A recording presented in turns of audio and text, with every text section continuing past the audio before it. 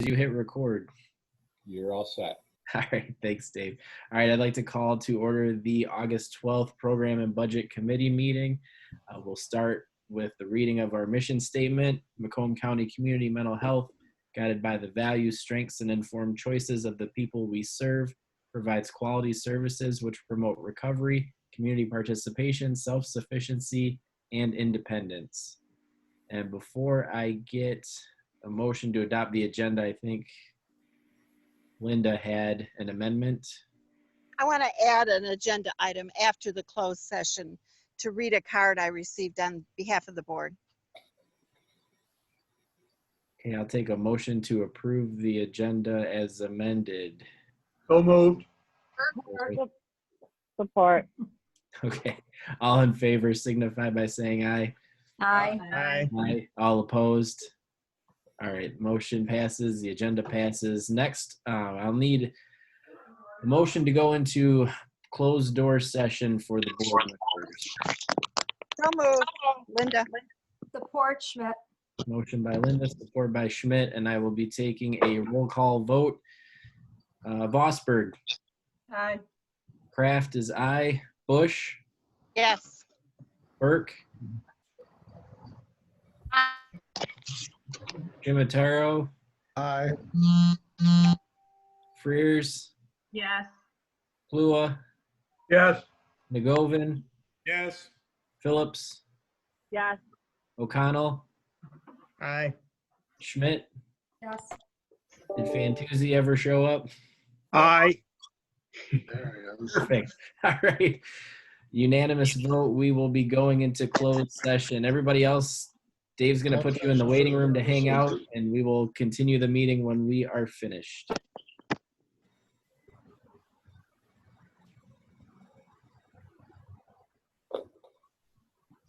All right, I think we are back. Everybody, welcome back.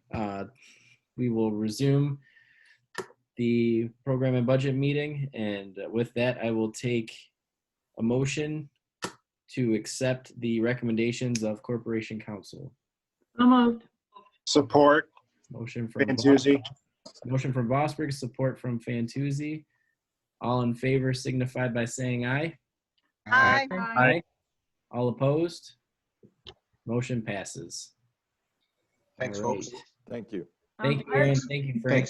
Thanks. Before the attorneys leave, I have a point of information. Do we need a roll call vote on that? Because we're doing it remotely? I don't think so. Okay, I can do one just in case. that's easier. Let's do a roll call vote. Vosberg, Aye. Kraft, aye. Bush, Aye. Burke. Burke. Sorry, aye. Thank you. Shimataro, Aye. Fantuzzi, Aye. Frears, Aye. Plua, Aye. Nagovin, Aye. Phillips, Aye. O'Connell, I will be recusing myself from the vote. and Schmidt. Aye. The vote is, how many board members do we have? 11. 11 approved and 1 abstained. Motion passes. Thanks, folks. Thank you, Frank and Aaron. Thank you. Thanks. Bye. All right, next we will move on to hearing of the public. Anybody from the public wishing to speak about anything that's on the agenda? You have 5 minutes. Give us your name.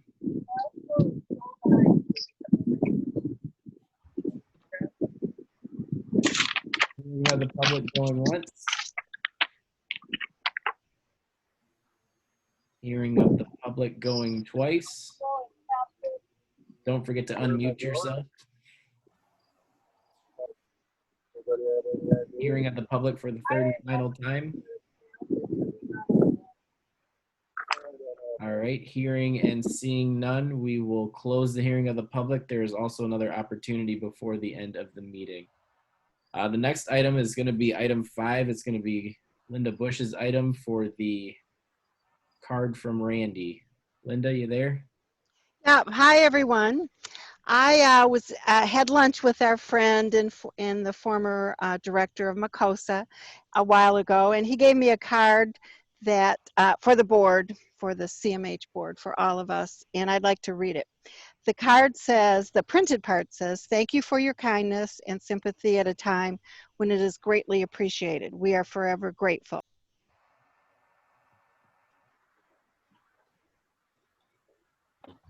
Linda, you went back on mute. Did we lose My Linda? ear. How far did I get? Forever grateful. Okay, forever grateful. So then there are some personal remarks that he wrote on the card, and it's to the CMH board members. "I wish to thank all of you for your comments and prayers for me and my family regarding the death of my son, Connor. We are still struggling towards acceptance, but your kind words and caring does help in lessening the pain a bit. Stay safe, Randy, Deb, and Jesse O'Brien." And if Randy's bored in retirement and happens to be watching this meeting, he did give it to me a month ago, but I've had some technology problems at the end of meetings. And so I wanted to get it out there on the first today. Thank you, Linda. All right, next we will move on. Request to approve, which I guess is going to be item 6A for Sandy's bookkeeping purposes. 6A CMH SP contract 2020 addendum packet. I'll take a motion to approve. So moved. Burke? Support Schmidt. Motion from Burke, support from Schmidt. Dave, is that you? Yes, sir. So it's up here on the screen, if everybody can see it okay. This is for the current fiscal year, so it goes back to October 1st of 2019. And it's just changed the areas with the general fund distribution, the local dispute, recipient rights data reporting, and the school to work community transition policy. So it's basically some housekeeping on part of the department, and it does not impact the funding amount for the current fiscal year. They did issue the contract for next fiscal year, but they drew it back and they're working on amending it. So this is just some tweaking to our current CMHSP contract. Thanks, Dave. Any questions or comments? I just have a comment that was triggered by Dave saying general fund. This is August, and September 30th is not that far off. So you know our opinion, and yours that you share too, that we not lapse any general fund. How do we look in that area? And you can give it later when you give a financial piece. The formal financial report will be at the full board meeting, and Rich will be giving that. But we did have our financial check-in today. We're looking okay in general fund. We do have, current funds for the remainder of the fiscal year. How close to zero, though, I did not get an exact amount, but we will have that for the full board. Thank you.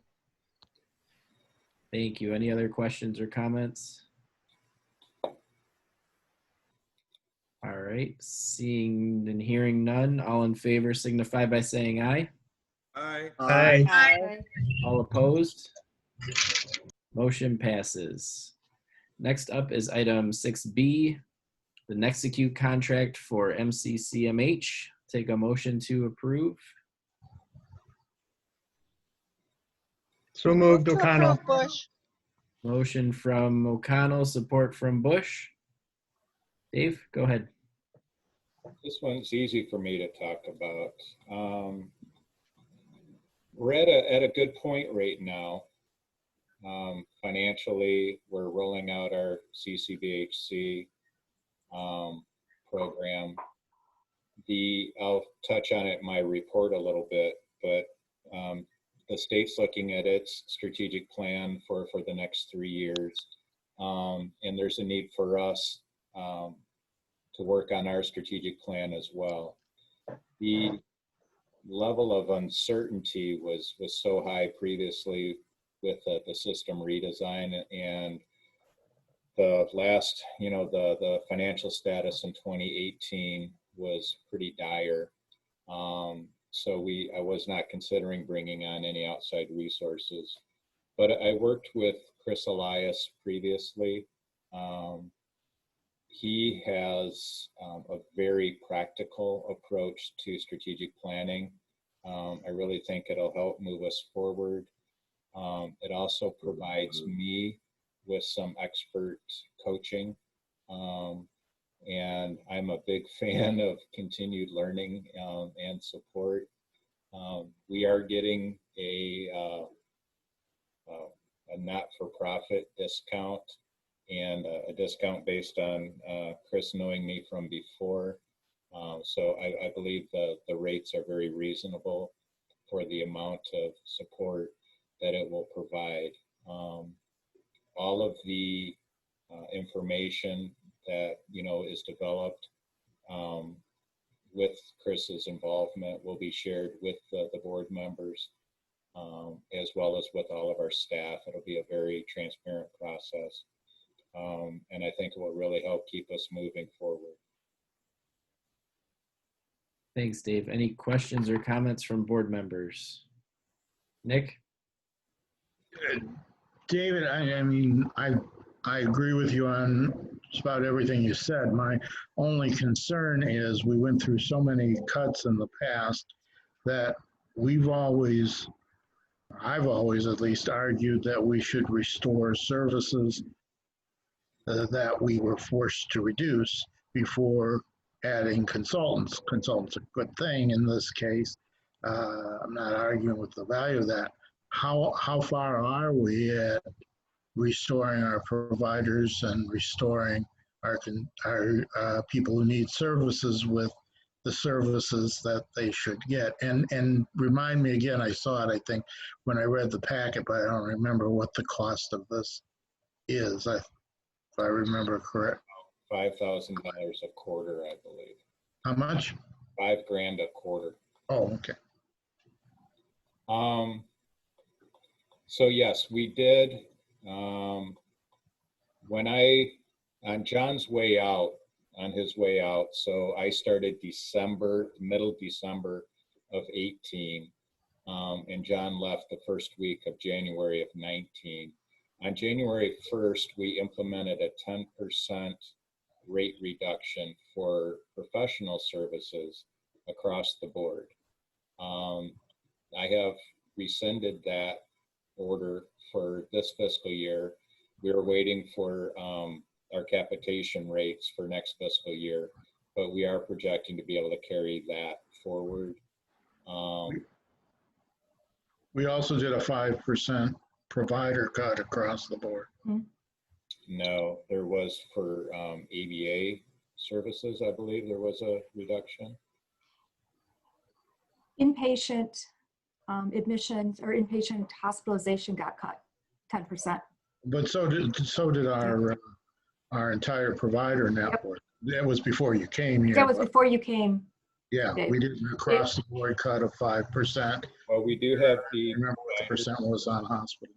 We have our provider stability plan in place. Right. And we are looking to, we're working with providers about the impact of COVID.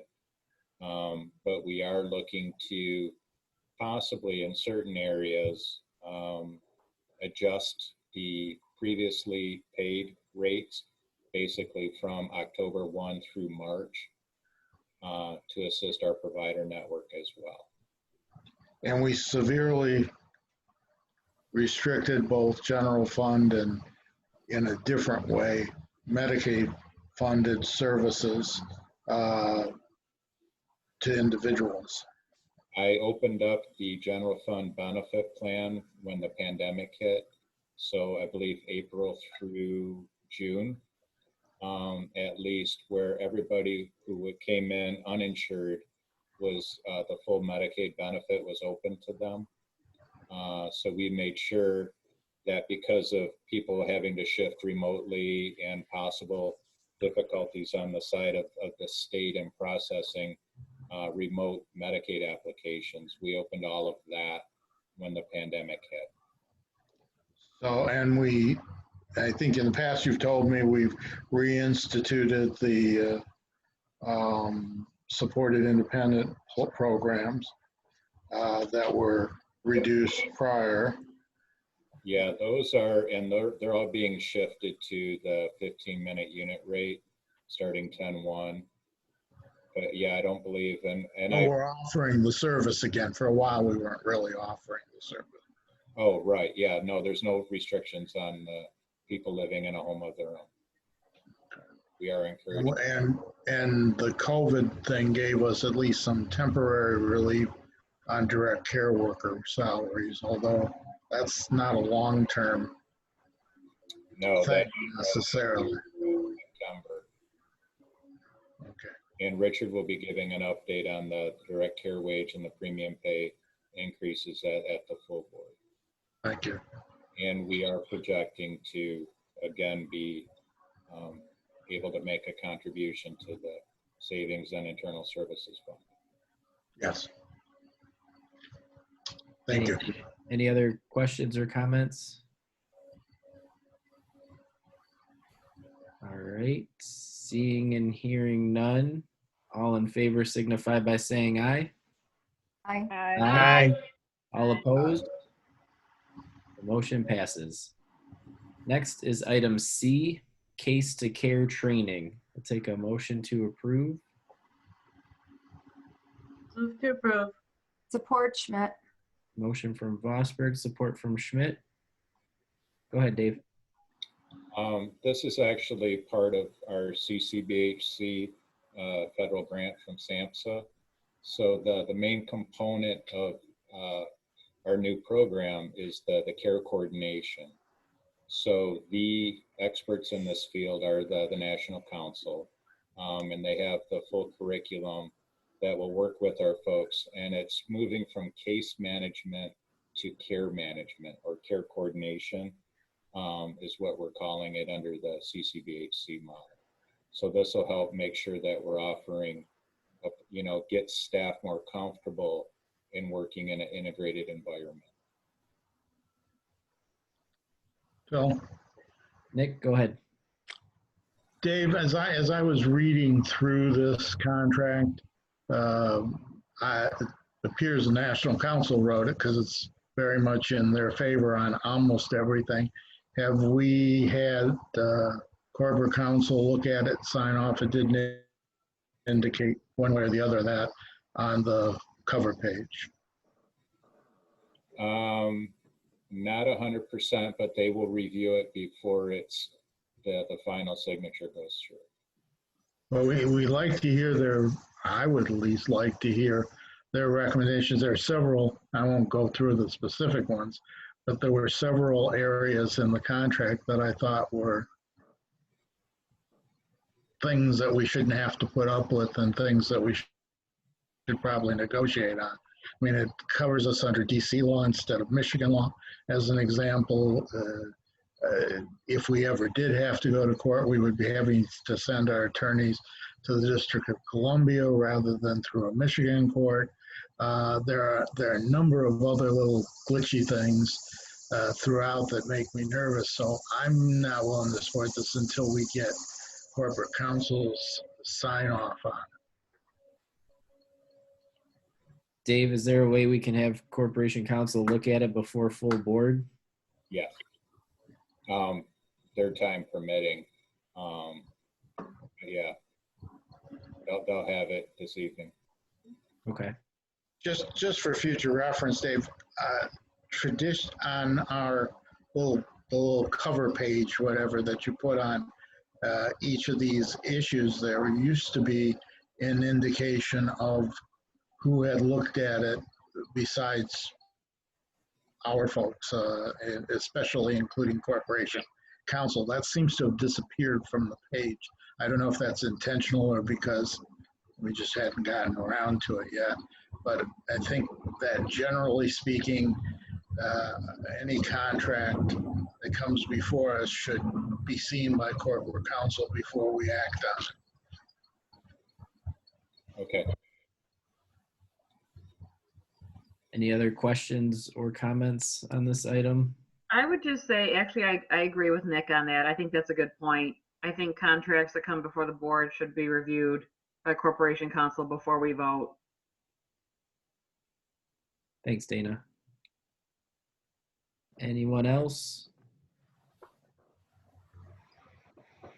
Okay, I'm personally in favor of moving this forward and waiting in the meantime to hopefully get some response from Corporation Council. And if we don't get one or we don't like it by full board, we can vote it down, but that's my personal opinion. So we have a motion and support to move it to full board.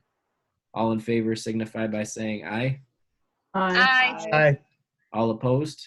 I'm opposed. Is that Brian too? Nagovin? Okay. No, make it Ryan too. We'll just go that way.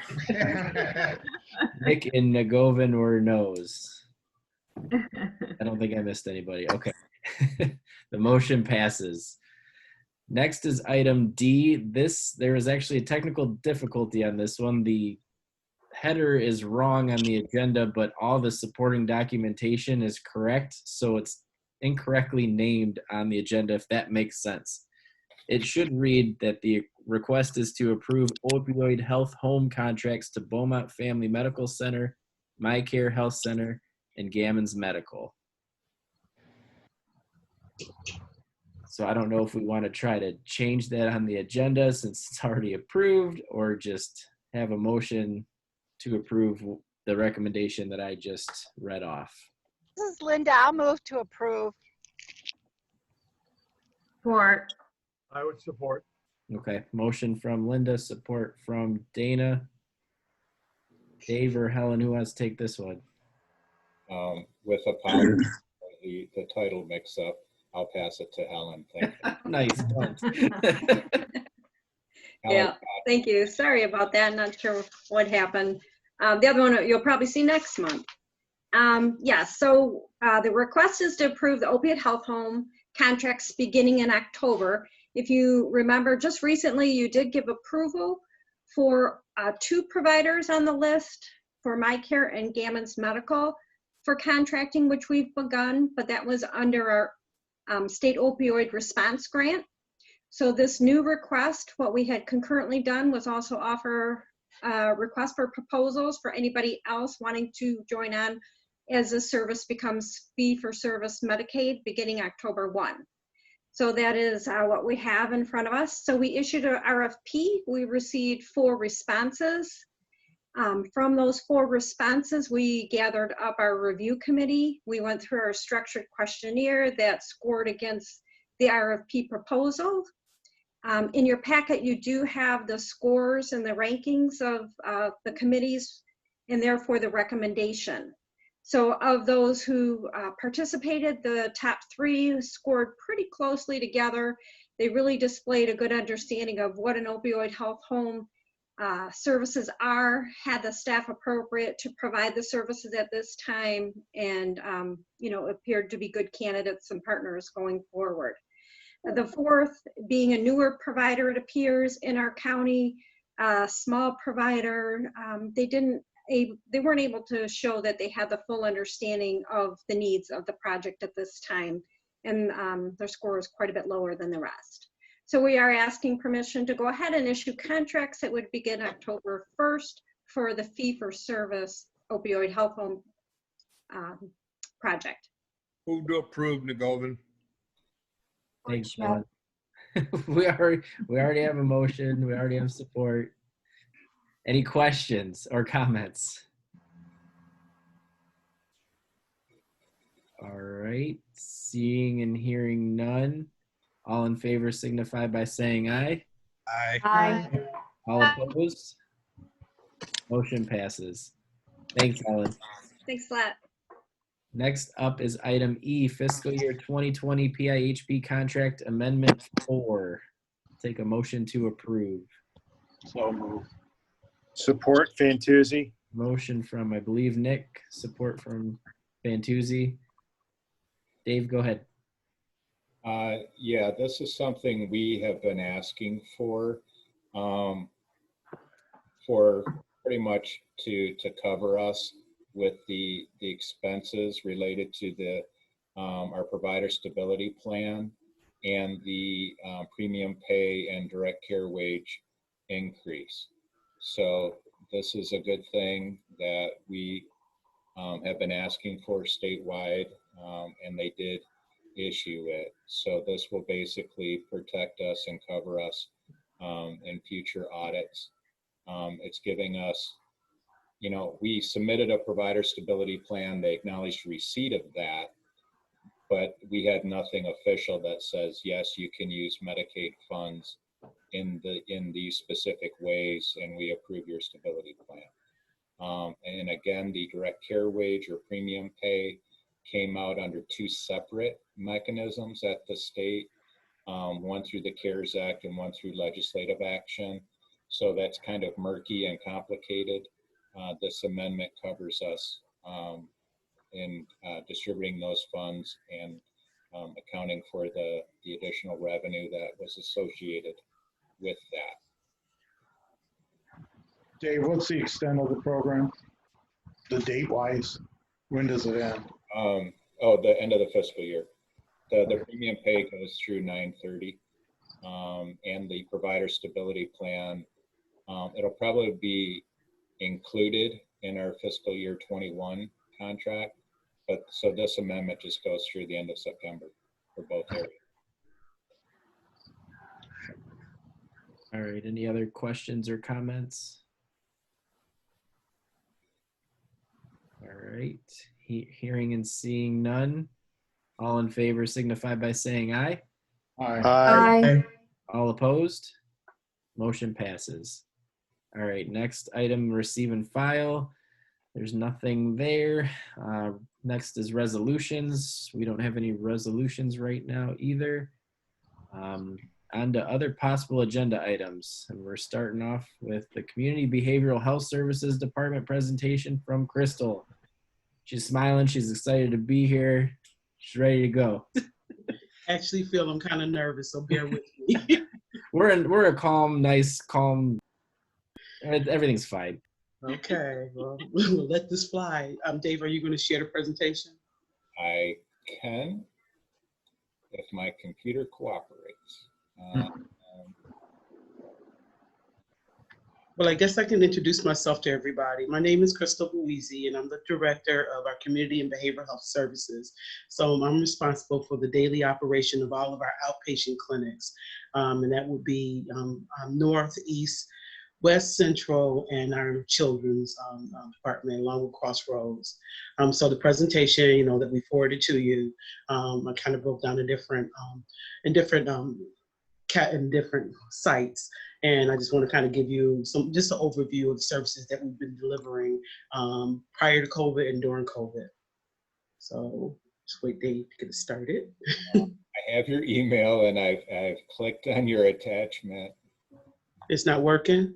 I can share. No, here it goes. It's, okay. Let's see, so slideshow. All right. So I've got it up.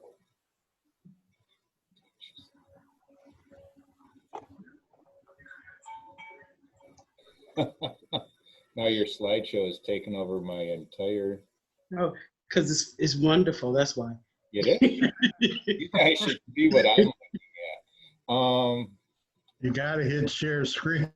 I know. I the whole screen. You guys all disappeared, and I was just looking at the presentation. Hey, Dave, let me know if you need me to. Oh, there you go. Thanks, Linda. Okay. Now when I do this,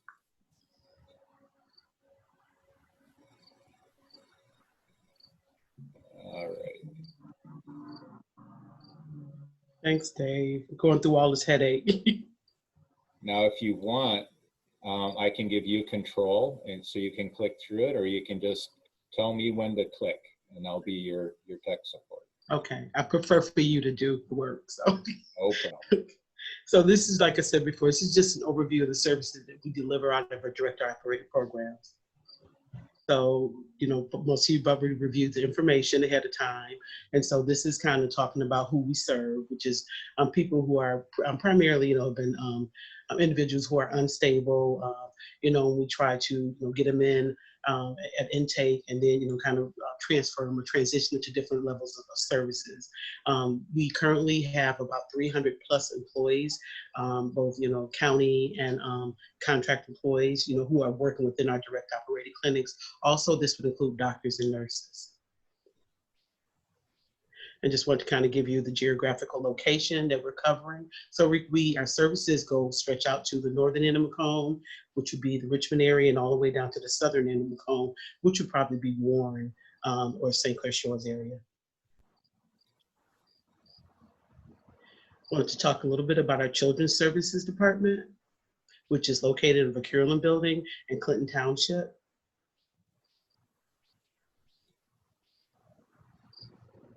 So in our children's services department, we last fiscal year, I believe we served over 800 families, and within all the programs that we have. And so I like to say that with children's services, we like to provide higher level or evidence-based treatment programs. And so that's why we get a bigger, a larger population. We are probably the only autism program out there, so that's I think one of our biggest programs. And we also have services, our Global Crisis division, that's really been taken off in the last year. So you can see the different services that we're offering out of children's: infant mental health, children's waiver, which is primarily for individuals who have intellectual developmental disabilities and do not have Medicaid benefits or have private insurance, but their needs are greater than what their private insurance would be covering. Our services for our severely emotionally disturbed children, early on, autism, like I said. And a big part of what we do, we always include parent support partners in a lot of our treatment, for our children. We find parent support partners are normally individuals who have children who have received services from us in the past, who want to come in and help work with our families who may be struggling or need a partner, somebody who truly understands what they go through every day with having a child with, that has the disability.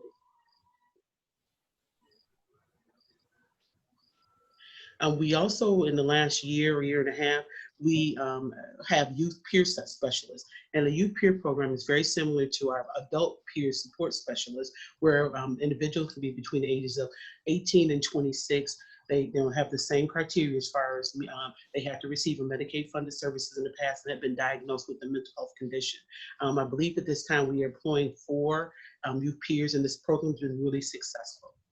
But the program I want to kind of focus in and kind of bring to your attention is Children's Mobile Crisis Unit. This department has been rolling strong since the beginning of COVID. When I looked at the statistics from 2020 to 2019 to 2020, our call volume for the services around the same level. So it looks like from October to June of this year, we received over 213 requests for our Mobile Crisis Unit. I'm proud to say only 19 of those requests have ended with the child being taken to the ER for an assessment. We've been able to divert just under 200 children, and even by diverting, we either send them to a crisis stay program or some other type of program to kind of keep them in the home, recommend it back to their current level of care, or introduce them to services within our system.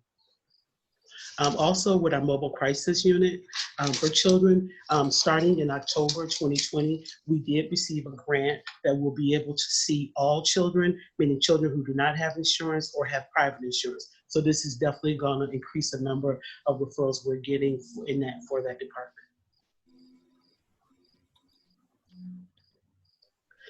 Next, I'd like to give you information about West, which is located in Sterling Heights on 15 Mile Road.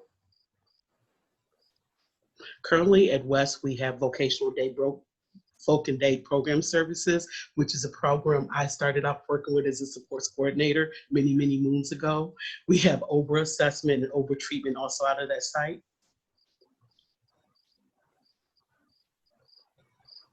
We offer outpatient treatment, case management, and some specialized or higher level services like our DBT services, our psychiatric services, nursing services. So we try to provide the gamut of services out of that one site. Also peer support services from that site. want to introduce you to East. In East, we currently have 2 programs primarily running out of East: Open Access, which is our same access to same day, next day mental health assessments, which is going really well even during COVID. We're able to develop a system where our staff is still working, although they're working doing telehealth contacts, but we're still able to address the hospital discharges through Open Access. Peer Support Services, another program that's coming out of East also. East, they also continue to provide case management services, DBT groups, and I believe definitely psychiatric services. Recently, we did reopen East Clinic for staff to be able to come back in, so they can get kind of get the feel of after COVID. Staff is coming in maybe once a week, kind of making sure they have all their paperwork taken care of. So we've seen a lot of success, and you can see at the bottom that we've served over 1,500 individuals in the program. First North, which is located on Groesbeck and Clinton Township. Open Access is also in that program. Open Access, like I said, has been really helpful with reducing the overall recidivism as far as the hospital rate, and also with just connecting people who may have been going through or just experiencing mental health crisis for the first time. We also offer peer support services out of First North. Outpatient treatment. We have a hospital liaison program, and the purpose of the hospital liaison program is individuals who are not connected or open within within Macomb County Community Mental Health and have been admitted to the hospital.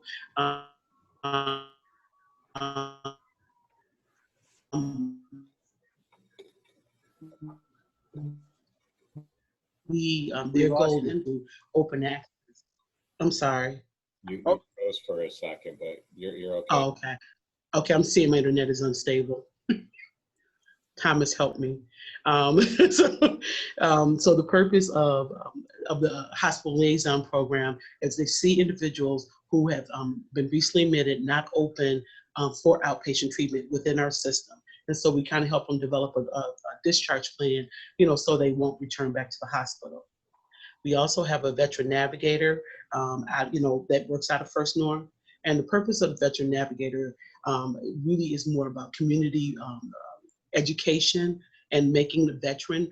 And the veteran does not have to have active VA benefits. And I know Nicole has spoke, with the board before, but I'm proud to let you know, recent update, we have hired our first peer veteran navigator.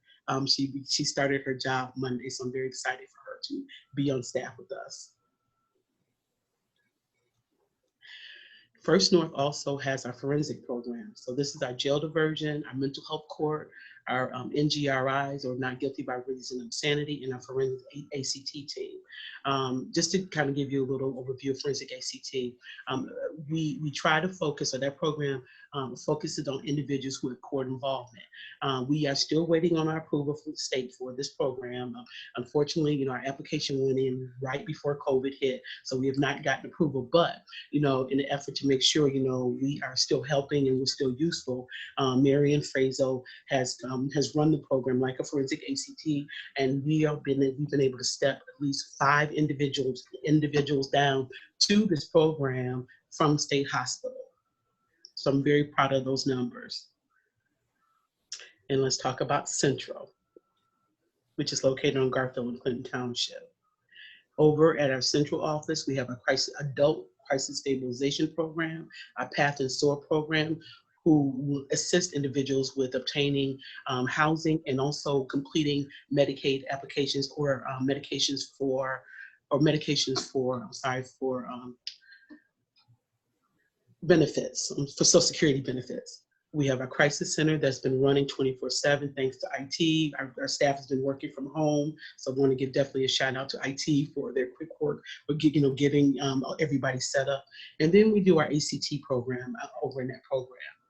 And our ACT program, I like to acknowledge the staff there because they have definitely been working all during COVID. We noticed that, with this being our highest level of care outside of a state hospitalization, a lot of our individuals who've been isolated were not being responsive to our calls and outreach efforts. our ACT team, kind of got, talked to the supervisor, program supervisor, Amy Fallabout. We developed a plan to provide them with the proper PPE. They were going out knocking on doors, and the consumers have been very responsive to this outreach effort. So I believe we began back our face-to-face contact with ACT individuals beginning in June, and these visits are continuing to happen now.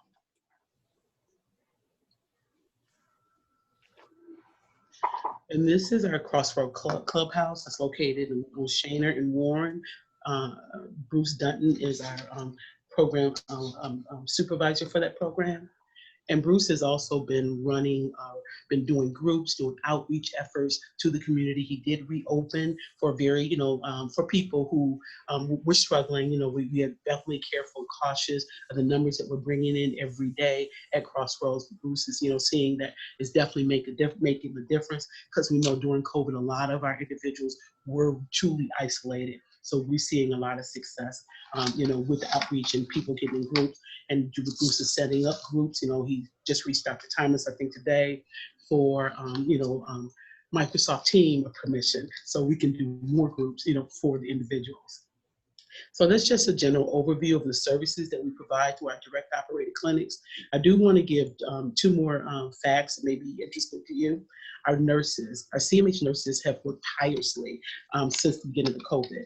They, took a lot of initiative to centralize treatment for individuals that we serve who required injections or IMs, and also providing crisis services. And I'm proud to say at this point, we have not had one nurse to test positive for COVID during this time.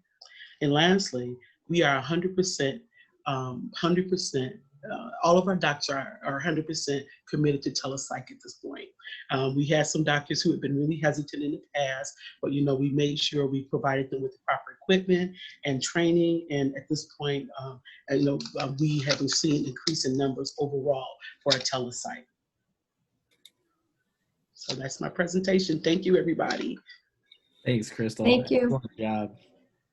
Does anybody have any questions for Crystal? Comments? I have a comment. It's Megan Burke. Go ahead, Megan. Hi, Crystal. I just wanted to say that was an amazing presentation. All the things you talked about were wonderful, but what really stuck out to me, I know when I first started on the board about a year and some change ago, I didn't really understand the importance of the non-hospitalization. I think you called it diversion or diverting somebody. And that number was just staggering to me. From over 200 cases and only 19 were hospitalized. My hat is off to you and your whole team. That's just amazing. And great job with the COVID stuff too. Just great job all around. I have to give all credit to the staff that we have. They're very seasoned clinicians. And I didn't add this, but just to let you know, like I said, they have done some face-to-face crisis, but we'll say over 90% of the calls they've received, they've been able to divert either through video conferences or either phone calls. So I can only give, the credit to the staff that's doing it every day. That crew, works hard, and, we currently have a posting for, because we're expanding our services, but I can only give credit to the team because they work hard and they're very dedicated to what they do and the people that they serve. You can, once you meet with them, you will feel the passion that comes from them. So thank you. Great job. Great job. Phil, this is Linda. Go ahead, Linda, and then Dana. Crystal, thank you for the great report. It's so nice to have all those pieces in like one little thing that I just got reviewed. It was terrific. And congrats to you and your staff for the great job during COVID. I know it wasn't easy. And wow, what a great result. So Linda, thank you. Once again, I can give credit to the whole team, Dave, Tracy Smith, and Dr. Serpa. We all work together. Adam, we all really work together to get, making sure all the pieces were covered. TJ, You know, it was definitely effort by everybody. Dr. Serpa, you know, her following the trends ahead of time. So we had PPE available when other people were still searching. So, you know, I definitely want to acknowledge her, because like I said, we just did it as a team, and everybody was kind of working separately, but we would get together and we would, you know, talk and share. And we just made sure we tried to give you know, we tried to give the best treatment, and there was never a disruption. That was my biggest thing, you know, because it didn't pop in my head, oh my God, we had to still give injections. And then it was like the nurses took over and they made it happen. And TJ taught, you know, getting the tent for First North and centralizing, you know, the IMs. It was just wonderful. Everything kind of fell into place. Great, and it shows, and I appreciate your hard work. Thank you. Thank you, Linda. Thanks, Linda. Dana? Sorry, Linda, I didn't mean to talk over you. I'm just trying to slip in a quick thank you because the kids are screaming in the background. So thank you, Crystal. Thank you. Anyone? Nick, go ahead. Yeah, one, thank you. That was an excellent presentation. We appreciate all the hard work, and I know COVID has just been an added burden on everybody. It's not over yet, but hopefully it will be someday. I'd like to hear a lot more, and we can do this offline, but I'd like to hear a lot more about the jail diversion program and the status of it. I'm particularly interested because I launched the very first one 20 years ago when I was an assistant prosecutor. And I'd like to get caught up because I've lost track since I left the prosecutor's office 17 years ago, as to how the program has expanded or what we're doing in the jail diversion program. So David, I'll call you or Crystal and get further information on that at a later date. Sure. No problem, Nick. We definitely can have those stats. Yeah, I know the program's been running the entire time. I think some of the referrals kind of got a little, the referrals kind of dropped a little bit, but I believe they're back in the swing of it. So I'll get something to get today to give it to you. I'm from Marianne and Kate Sturdivant, who are the program supervisors in the T3 for that program. Thank you. No problem. Well, Thanks, Nick. Kathy, go ahead. yeah, I have a question, brings up the jail diversion. Crystal, do you work with the process? Is there still a separate program in the prosecutor's office or in the court system for jail diversion? Yes. All right, do you ever coordinate efforts, or do you have different clientele? We pretty much coordinate efforts, is my understanding, according to the supervisor, the T3 that's over that program, Kate Sturdivant. But like I said, I'll try to get the updated information, and you'll be able to see. I actually have Kate is actually reviewing our policy for the CCPHC, so I'll have more information for you, so we'll be clear on the flow of how things go with jail diversion. Yeah, because that would pertain to, that would be information needed for the CCPHC too, right? I have her working on that. Actually, just sent her out today the email. Say, okay, take a look at this and tell me what we need to change and update. So sure. Kate Sturder is really good, responsive. So I probably have the answer within a day or so. Great, thank you. No problem. Thanks, Kathy. Any other questions or comments for Crystal? All right. I don't think we have a motion or anything, but thank you so much, Crystal. We appreciate the presentation. It was fantastic. Thank you. Keep up the good work. Dave, were you holding up your hand or waving? Okay, thumbs up. All right, next up is going to be the IT department. Thomas coming to us from an undisclosed location. Go right ahead. Yeah. Can you hear me good?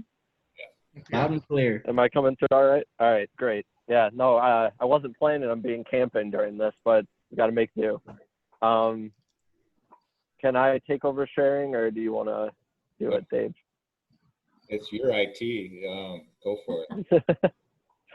Okay. And thank you, Crystal. You've been doing a great job, and it's always clear how passionate you are about what you do. And I don't know, it's always amazing to see. So I really appreciate it. So yeah, this is the department briefing for my IT department at CMH, and I just want to keep it brief because I imagine that since we're a little bit different, there's probably going to be some questions, especially because you basically only hear from us every once in a while. So I want to go briefly into kind of who each of our staff are, because we're a fairly small department. And then I'll go into kind of some of the things that we do, and we'll go from there. So I'm Thomas Cole. I'm the systems administrator and also project management, kind of management for IT itself. And then I have 3 staff that report to me. One is Brent Ward. He's the network specialist and help desk person. So that basically means anything that has anything to do with connectivity, he kind of takes point on all that stuff, usually with assistance from me. And then Josh Hurley, who's a hardware specialist and help desk. So if an actual computer needs to get fixed or a piece of hardware, he's typically the one taking it apart and, you know, replacing parts in it. And then Pat Mosheri, who's actually going to be fully retiring next year, is our deployment specialist and help desk. And then we basically all across the board provide help desk services at various times. But what Pat does is deploys things like laptops, phones, iPads, a lot of the equipment that goes out to people when they're working in the field. And then so just there's a whole list of things that we do here. I just want to highlight kind of the main point here, which is that in general, we build and maintain systems that enable employees to get work done. So we provide IT services for everybody that Crystal talked about. And we provide hardware, but we also provide guidance on kind of how best to build systems in order to make things more efficient, because that's kind of the whole point of technology in general.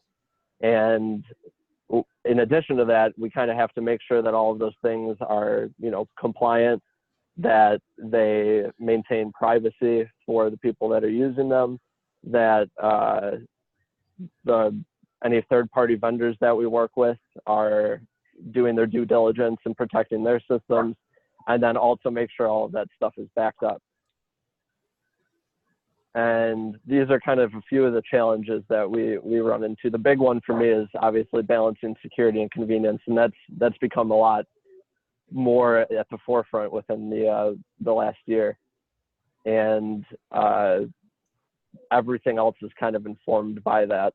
Whereas we definitely were falling more on the convenience side of things when it came to employees and people complain about things. We had somewhat of a tendency to be like, okay, well, we know that this isn't the ideal way to do it, but these people need to get their work done. And then obviously managing and delegating support tickets as they come in, fulfilling requests for equipment, software, services, and dealing with any kind of friction or slowdowns in the onboarding process, because occasionally we don't find out if somebody starts until the day that they're starting, and it's not clear whether they have existing equipment, all of that kind of stuff. So it's a lot of people don't necessarily think about the level of kind of soft skills that are involved in IT, but it is a lot of communication and coordination between different departments in terms of making sure that everyone's needs are met, while also making it so that with our limited staff, we're able to provide services in a timely manner. And then some of the things that we're working on right now, the big one, obviously, because of COVID, and which we've been able to do, I would say, to 80% efficiency, and we're rolling out things now at this point where we're hoping to get to 100%, is zero-touch deployments. And then also tying into that is the central monitoring, logging, and reporting, being able to basically, no matter if you're off-site, if you're on the VPN, if you're on-premise, that all of that stuff, all of that information, all of that reporting is in one central spot, and we're able to kind of keep tabs on everything no matter where somebody is. Multi-factor authentication, that kind of goes back to that security over convenience. That's something that I've wanted to roll out for years, but basically to protect people's credentials, having them use second factor, whether it's a phone call, a text message, or an application on their phone, that when they log in, they have an additional step to go through to verify that it's actually them. And then that enables us to do things like geo filtering and stuff for some of our Office 365 applications. A big thing that I'm working on right now is rewriting IT policies and procedures to reflect the current standards, especially taking into account remote work, some departments going completely remote, and that's basically our big priority right now. And I just want to say thank you, and that we appreciate your continued support and giving us the ability and funding that we need to continue to improve. And there's my contact information. And if you have any questions, I'd be happy to provide answers. Thanks, Thomas. As of today, is every CMH employee able to work remotely? If they want to. If they want, sure. And obviously there's some people that are comfortable with their way of doing things, and so that's where we kind of go into the operational thing of, okay, if their supervisor decides that they need to be in the office, that we're able to support enough people that we're able to maintain those, CDC recommended, 6 feet of distance, making sure people are wearing masks, having people that are taking responsibility in the office, and have also the ability for those people to work remotely. But we were pretty much already ready to go. It's just a matter of kind of ramping up some licensing and things when COVID hit. Great. Thanks, Thomas. Any other questions? Ryan, go ahead. Nagovin. I mean, you got the internet working way out there camping and all that. We can't even get it to work in the city. Verizon. Yeah, I mean, we switched to Verizon last year, and that really made all the difference, especially in these remote areas. But it was terrible on AT&T, and then we migrated all 250 at the time. Now we're up to over 300 phones to Verizon, and things have been a lot better. We still can't get great service in Verculen. I actually have to go out there and do network tests and send them to Verizon so that they'll provide us like a little microcell to go in there, because they don't believe me. But that place is like solid steel and cinder block. It works good in the woods. Yeah, I'm surprised. Nick, go ahead. Yeah, well, and thank you for the presentation. Thank you for all the help you've given us during this COVID crisis. I'm sure when you took this job, you never anticipated that you would become the most important person in the entire system in terms of at least allowing it to operate. So I've been really impressed with how much we've been able to do remotely and through technology. When the shutdown hit, I was really worried about that. You guys have done a great job. Really much appreciated. Excellent presentation. Thank you. Yeah, actually, to emphasize that, the laptop that I'm doing this presentation on, I never actually brought it into the office and connected it to the network. I configured it completely remotely. So I'm kind of the test case for all of this. So if my computer's working right now, that's a very good thing and a good indication of how we can do even better. Because that is the one limitation that we kind of ran into with all of this, and that we're very, very close to overcoming, which is actually having people on site. Because especially when you have a lot of older folks that work at CMH, which is definitely the case, you have a more vulnerable population, not having to have them come into the office at all and be able to do as much through telework and not even have to come, we can send the equipment right to their house. We're basically at that point, a couple of weeks out from it, thanks to the money that we got through the CARES grant. I appreciate that. Any other board Anything members? else? Anybody else with comments or questions? All right. I don't see any. I don't hear any. Thomas, thank your family for letting us borrow you for a little while. Will do. And thanks for all you're doing. Appreciate it. Thank all right, you. Next. Third on the list is CEO report from Dave. Go ahead, Dave. I'm just feeling so good about myself, for the key to leadership, you just surround yourself with really good people. Yeah, Crystal was worried about her presentation. No, home run. And I was thinking, Crystal has the largest department with those 300 clinical staff. I've worked on the provider side. We had about 5,000 people we were serving, but it was just a sliver of what Crystal's responsible for. So I know a little bit about what she's dealing with. But talking about biggest department, Thomas in the IT department supports everybody and really touches on everything. And if you recall at our last meeting, you approved the CARES Act dollars. So we are purchasing new hardware, upgrading all of our software, doing the DocuSign. So we'll be very well positioned for the future of telehealth. So thank you both again very much. And what I have to say now is I'll just hit on some quick updates. I wanted to let the board know that we did officially issue our RFP request for financial services that went out on Friday. We do ask that respondents let us know that they submit an intent to bid by the 24th of this month. So I'll keep the board updated. We'll know who's going to bid by the 24th. As far as updates at the state level, good news is the system redesign has been put on a long pause. So if you recall, Director Gordon had presented the system redesign, which had called for the elimination of the PIHPs, and in their place would be an SIP, and those would be the statewide integrated plans, and they were fast tracking that, and then the pandemic hit. So they basically taken that off the table.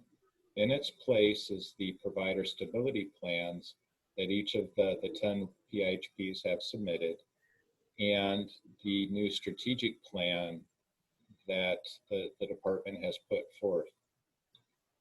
So last night, I know, Nick, you were on the call, and Selena, were you? Yes, I was. They were talking about their 5 pillars for their strategic plan. And if oh, here it is.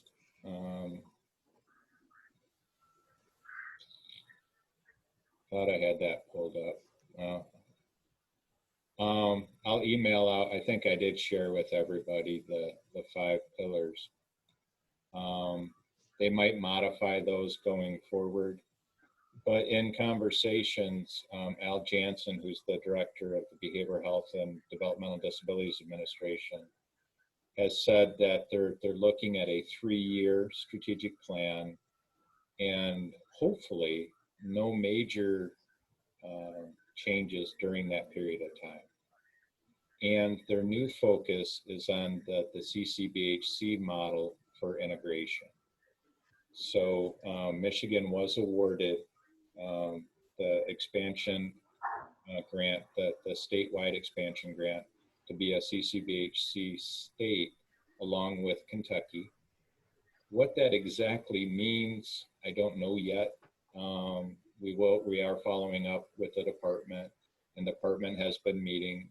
Again, this is due to the efforts of Senator Debbie Stabenow, and basically Michigan's now able to tap into the federal funds to help them get models of integrated healthcare. So pretty much everybody's in favor of integrated healthcare models. It's just exactly how that looks like has always been kind of up for discussion. So with the focus on CCBHCs, and with the fact that we were awarded the SAMHSA grant, so we are now one of 18 sites in the state of Michigan, and we are the only PIHP who's also a CCBHC. So that concludes my acronym talk for the evening, hopefully. I think we're very well positioned for the future. And again, we're looking to put some very detailed strategic plans in place for the next 3 years as well, which I'm sure will in part align with the areas that the state is focusing on. The state also informed us that the horribly named death audit recoupments have been paused. So that goes back to the, we were paid for deceased Medicaid beneficiaries back in 2014 and 2015. And they had been taking a little over $2 million out over a 12-month period. That has been paused. I don't know if that means in the future they will unpause it and still take out the entire amount. We don't know yet, but they have paused that.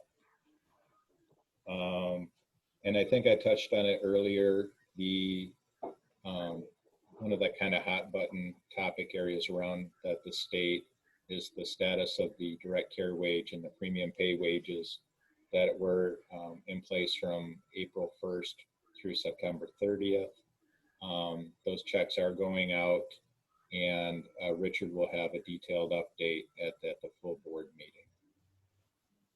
And again, just a big thanks for Crystal and Thomas, and a reminder that each of the departments will be presenting to the full board, and we are always available for more detailed follow-up informational request from the board members. So thank you. Thanks, Dave. Any questions or comments for Dave? All right. Good job, Dave. Any other items from any other board members before we move on? All right. I have one thing that everyone knows. I hope that the virtual conference, I guess it's the summer conference, it was supposed to be in June, it was going to be in August, was canceled because there wasn't enough interest. And they're still thinking that the October conference of the association will still. Linda, you're on mute. The October conference is still. The October conference is still on. It'll be virtual. It won't be in Traverse City. And there is a substance abuse conference that I've been working with Sandy on. We all got a memo from MCCOSA, but so that's in September. Kathy, can you clarify, Kathy Vosberg? I thought the board, Joan always brought it up, so I thought the board had to approve conference attendance, the expenditure for trainings. And that's, Dave doesn't, thought maybe not. So can you clarify, Kathy? Historically, it was always done, but I'm not sure why, because it's in the budget. It's been approved for that, maybe. So I don't know why. Oh, well, then I'll go with Dave. That's yeah, easier. there was, at one time, there was a county policy if things were out of state, if conferences were out of state, and maybe that's just a carryover from that was a long time ago. Thank you. Mm-hmm. Thanks, Linda. Anybody else? All right, hearing and seeing none, we'll close other possible agenda items and move on to hearing of the public. Anybody from the public wishing to speak? Just give us your name and address. You have 5 minutes. Make sure you're off mute. Hearing of the public going once.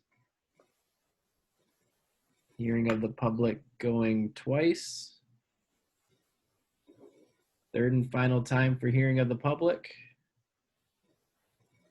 All right, hearing none, we will close hearing of the public. And with that, we are adjourned. Have a good night, everyone.